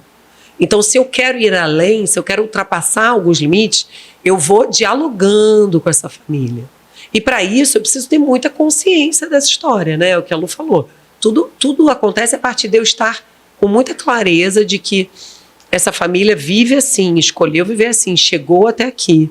E se eu quero ir um pouco mais, então eu vou dialogando com ela emocionalmente. Aí a gente trabalha isso no viés da terapia. E eu vou também estabelecendo ali pontos de lealdade positivas. Né? Porque eu posso ser leal à minha família. Porque a minha família tem muitas virtudes. Mas eu não preciso ser leal em tudo. E nem naquilo que não tem coerência com a minha pessoa, com a minha essência. Então, por exemplo, eu não preciso ser leal à minha família no sentido de seguir cegamente o modelo de ser uma funcionária pública. Perfeito. Mas eu posso ser leal à minha família no sentido de ser uma profissional excelente, comprometida com aquilo que eu me proponho a fazer. Eu vejo isso na minha família. Sabe? Então, isso eu levo. Agora, necessariamente ter que ser uma servidora pública para ter estabilidade e segurança não ressoa na minha alma. Então, me tornar uma autônoma, uma empreendedora, né, nesse sentido, é algo muito diferente. Eu estou extrapolando um limite. Mas eu faço isso de uma forma muito negociada, muito pausada, com honra, respeito àquilo que eles conseguiram, que eles alcançaram. E vou, então, me autorizando a fazer um pouco mais, um pouco melhor. Mas sempre alinhada comigo. Não com o que a cultura estabelece, com o que está na moda, com o que as pessoas acham que é bom para as mulheres. Eu estou sintonizada comigo, então é um binômio. Eu pertenço, então eu estou conectada a essa família. Mas eu também sou eu e tenho valores e a minha essência é única. Então eu pertenço, estou conectada, mas eu também valido o meu eu constantemente. E aí é uma dança. E aí, então, no processo terapêutico, a gente começa a desenvolver vias de pertencimento saudáveis, positivas. Quais são essas vias que te ligam a essa família, que são positivas, que você faz questão de perpetuar? Né? Então aí a gente vai navegando por aqui nessa negociação. E a gente sente, a gente sabe, como adultos, a gente sabe o que é essa lealdade boa da família. Exato. Né? Tem coisas que se encaixam na vida que você quer viver. Por exemplo, tem pessoas que vêm de famílias que bebem muito. No final de semana a pessoa bebe muito e a família inteira bebe muito, a pessoa já não quer mais. Só que para ela pertencer muitas vezes àquele ambiente, ela tem que ir para lá e tem que beber com eles. Porque a família sente, a primeira coisa, né, são aquele, agora isso, agora aquilo, é a mulher que tá te segurando, após nós, né, que somos tão boas, assim, as pessoas ficam levando a culpa disso, né, agora não quer beber mais. Então, eu acho que agora, você entra, a lealdade da família, uma família que, igual você trouxe o exemplo, é uma família honesta, uma família que cresceu, inclusive sendo até, e a gente pode falar do contrário também, pessoas que vieram de uma família que é completamente empreendedora e a pessoa quer seguir outro caminho. Não, eu quero ser médico, meu pai, eu tenho mentorados que tem empresas grandes, as filhas querem ser médicas e tá tudo bem, é o destino dela. Isso. Não adianta, é a essência dela, cuidar de pessoas através da medicina. Então, ser a melhor profissional, assim como a família foi uma ótima profissional, mas dentro daquilo que eu amo e que eu acredito que é o melhor para mim. Não em rebelia, né? Minha mãe me abandonou por causa da empresa, agora eu não quero ser empresária. Exato. A consciência é muito importante, muito. E por falar nessa questão de consciência, tem uma pergunta aqui, Lu. Sinto culpa por ganhar mais que meus pais ganharam. Isso é comum? E como se livrar dessa culpa? Já falamos disso, né? É a permissão para ir e não deixar o outro para trás. Porque você olha e fala, como que eu vou se eles não foram? Mas vou complementar, respondendo e complementando o que a Roberta falou, de olhar para trás e entender que eles desbravaram o caminho para você ir. Isso. Eles que abriram esse caminho para que você possa ir. Então seja grato, porque eles vieram tirando o mato e você vai passar com asfalto. E aí sua geração vai andar de carro nesse asfalto. E é isso, a gente entender, ter essa gratidão de que nós seremos o chão Aliás, o nosso teto será o chão dos nossos filhos. Isso. Eles já partem de um lugar. E que a gente não precisa ficar no chão dos nossos pais, porque eles criaram um teto pra gente, Isso. né? A gente sobe no teto deles e vai além. Como você trouxe aí essa questão de ser grato, muitas vezes o meu pai não teve o sucesso financeiro que eu tenho. Mas tudo que ele fez por mim me trouxe até aqui. Então, é ressignificar, né? Ao invés da gente ficar presa no que ele não conseguiu, que eu não posso conseguir, porque aí entram as compensações, né, Lu? Quero que você fale sobre essas compensações. A gente já está quase chegando no final aqui, mas essas compensações que a gente tenta fazer com a nossa família, tentando carregar a nossa família para um lugar, muitas vezes eles não querem ir. Porque é muito comum abrir uma empresa, eu vou colocar a minha irmã para trabalhar comigo. Fui para outro estado, não, a minha irmã tem que vir comigo, porque lá onde a gente mora, onde eu morava exatamente, não tem oportunidade. Gente, isso aconteceu comigo, eu sentia vontade de trazer a minha família, mas a minha irmã tá super bem lá com a empresa dela, o meu irmão também. Eu sentia uma espécie de culpa disfarçada de pena, quando na verdade é culpa. E eu queria compensar isso de alguma forma. Então eu inventei de trabalhar com ela, de ajudá-la lá várias vezes, tentei ser sócia dela. Ei, pra que isso?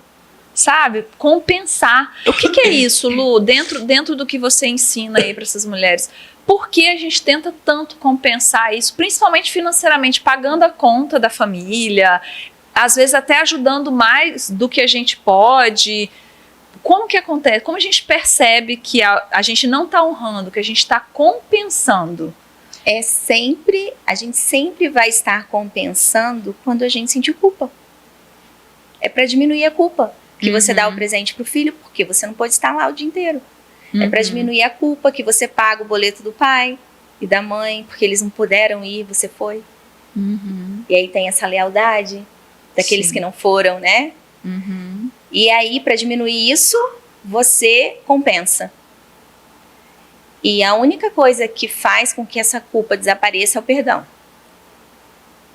É você entender que as suas escolhas são diferentes, que você escolheu novos caminhos, que você quis romper essa bolha e se perdoar.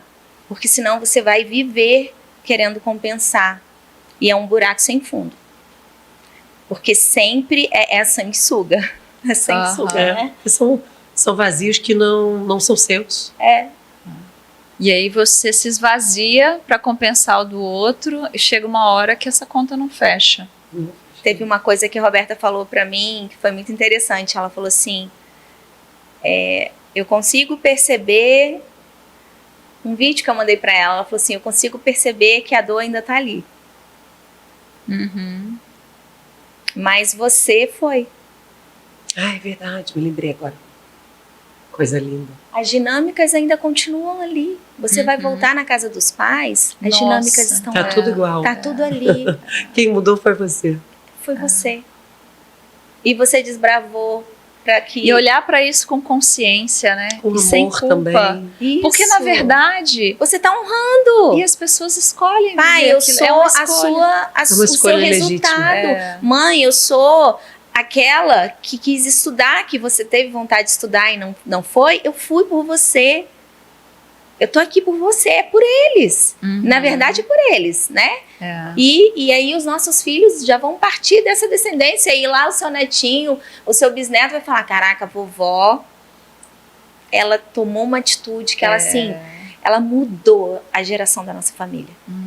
Então, é o legado que você deixa para essa família, né, Roberta? É muito lindo isso.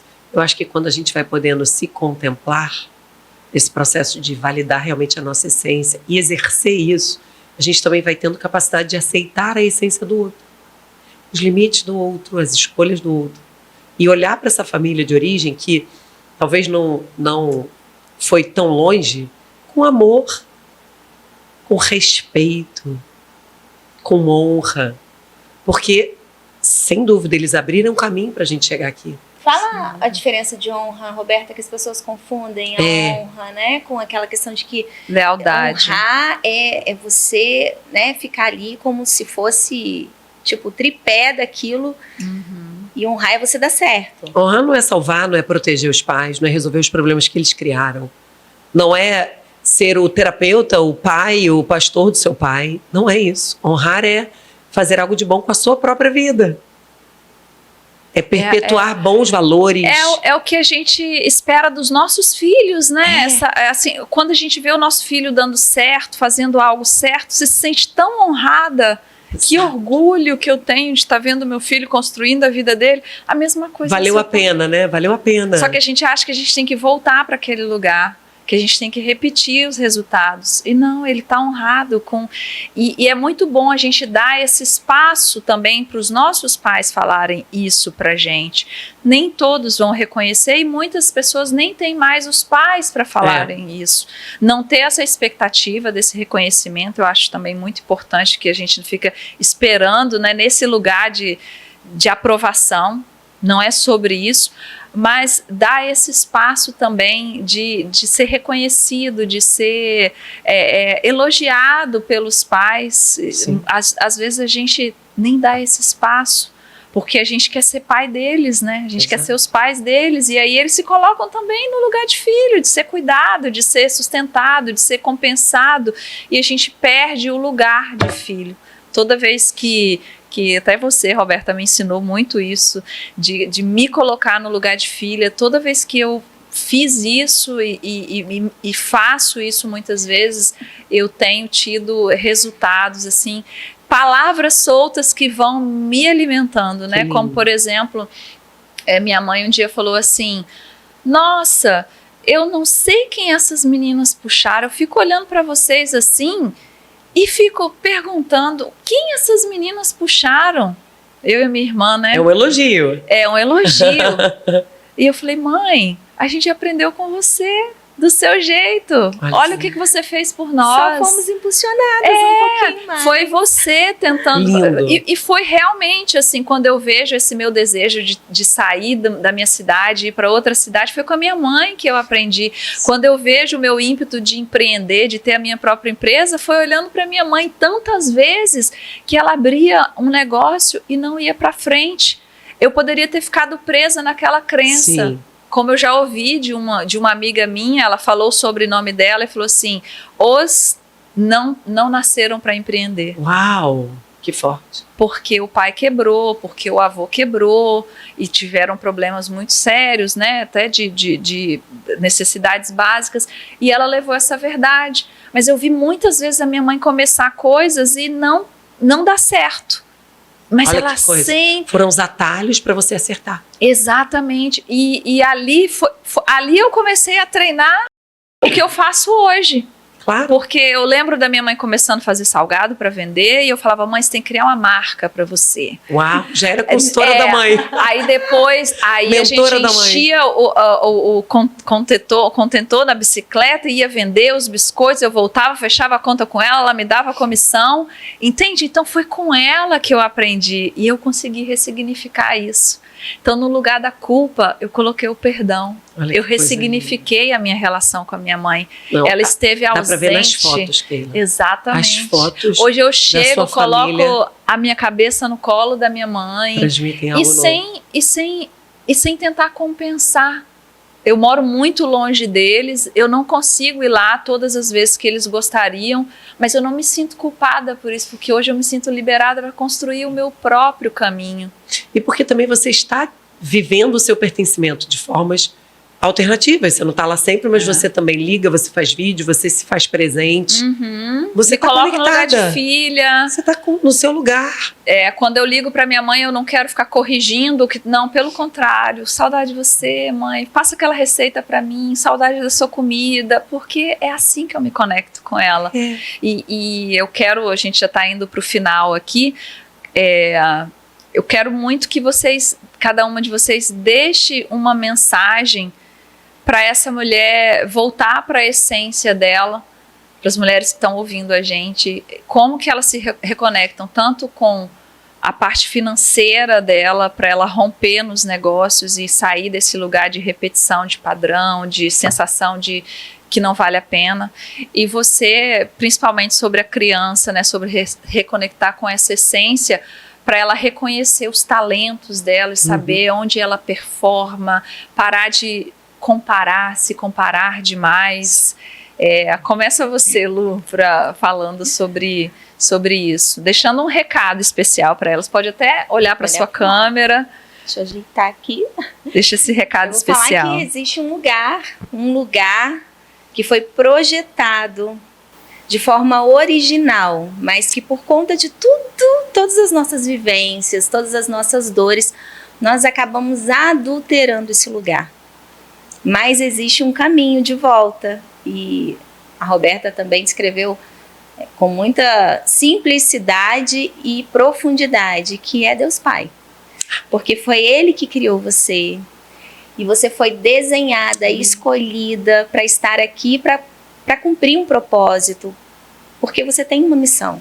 E esses atributos todos estão dentro de você. Você só precisa encontrar e acessar. Mas já está validada, porque foi escolhida a dedo. Você não estaria aqui se não tivesse sido escolhida. Uau! Então, que você olhe para dentro, olhe para sua história com amor, com perdão, com generosidade, com honra, com respeito, e busque lá dentro as ferramentas que já estão disponíveis. É só você acessar. Uau! E gerar riqueza. E você, Beta, qual a mensagem aí para mulher captar essa essência dela? Vou deixar uma mensagem espiritual. Já que eu sei que a sua audiência ela é espiritual também, ela busca também esse recurso. A gente atrai nossos semelhantes, né? Não é verdade? Coisa linda. Esse negócio dos opostos se atrai é só na química. É verdade. E todo mundo sabe o que você carrega. Amém. Mas eu quero dizer para você o seguinte, mulher, que se você nasceu de novo do Espírito, então agora você é filha de Deus. Amém. Pela sua fé em Cristo Jesus. Você se tornou filha. Então, agora acontece algo tremendo, que você não precisa mais se sujeitar apenas à sua história natural, porque agora você tem um respaldo espiritual.